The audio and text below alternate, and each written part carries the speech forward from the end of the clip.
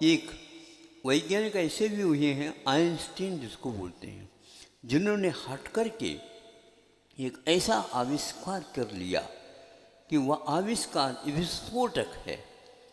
आणविक शक्ति, हाइड्रोजन आदि बॉम्ब बनाया और उसके विस्फोट का जो अभिव्यक्ति होती है या विस्फोट होता है, उसमें क्या क्या भयंकर सा आ सकती है, वो सारा का सारा आप पढ़ रहे हैं, देख रहे हैं।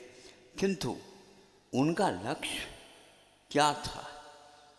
विस्फोट के लिए नहीं था कि कौन से पदार्थ में क्या क्षमता विद्यमान है, इसको हम देखें, जाने और उससे बचे। और ऐसे भी यदि मान लो विस्फोटक हो सकता है जिसके द्वारा एक जीव को भी धक्का न लगे और सुभीक से चारों ओर फैल जाए, ऐसे आविष्कार करने के भी भाव हो सकते हैं।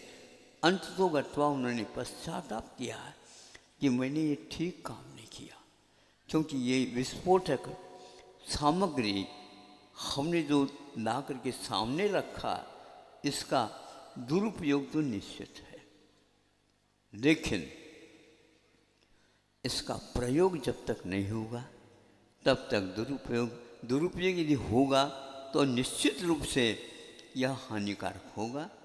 नहीं तो जानने की अपेक्षा करते हैं तो कभी भी यह हानिकारक नहीं होगा। एक उपाय हो सकता है, वह जीने के लिए, एक भय के लिए आवश्यक होता है। भय रहता है तो आप जीने के बहुत उम्मीद जो रखते हैं वो ठीक हो सकता है। यदि नीचे देख करके नहीं चलेंगे तो धड़ाम से गिर सकते हैं, पैर टूट सकते हैं, हाथ टूट सकते हैं और बहुत कुछ क्षतिग्रस्त आपका जीवन हो सकता है। आप अकेले हो सकते हैं, आपका परिवार छिन्न भिन्न हो सकता है, आर्थिक समस्या आपके सामने आ सकती है, क्या क्या नहीं आ सकती है। और दर दर भटकने की बात नहीं, वह अपने आप के जीवन से आप ऊपर उठ जाएंगे। अब मुझे जीवन नहीं चाहिए, ये सबसे ज़्यादा पतन का सूचन है, जो जीवन नहीं चाहिए। जीव होकर के जीवन नहीं चाहिए तो जड़ तो होता नहीं। जीव कभी भी जड़ नहीं हो सकता, जड़ कभी भी जीव नहीं हो सकता, और जड़ कभी भी जीव नहीं हो सकता है तो वह किसी भी प्रकार से आपको मार भी नहीं सकता, क्योंकि आपका अविनश्वर स्वभाव है।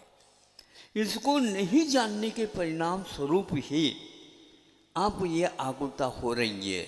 तो उन्होंने एक पंक्ति नीचे लिख डाली, ये इस अपेक्षा से मैंने गुनाह की है, मैंने बड़ा अपराध किया, ये निश्चित है। किंतु ये लिखा, जब तक मानव का दिल और दिमाग दुरुस्त है, अपने अधीन है, नियंत्रण में है, इस विस्फोटक सामग्री से किसी को बाल बांका नहीं होगा। प्रभु से मैं प्रार्थना करता हूँ, यह अपने दिल और दिमाग का दुरुपयोग मानव न करे। कितना अच्छा होगा। संसार आज ऐसी सामग्री से घिरी हुई है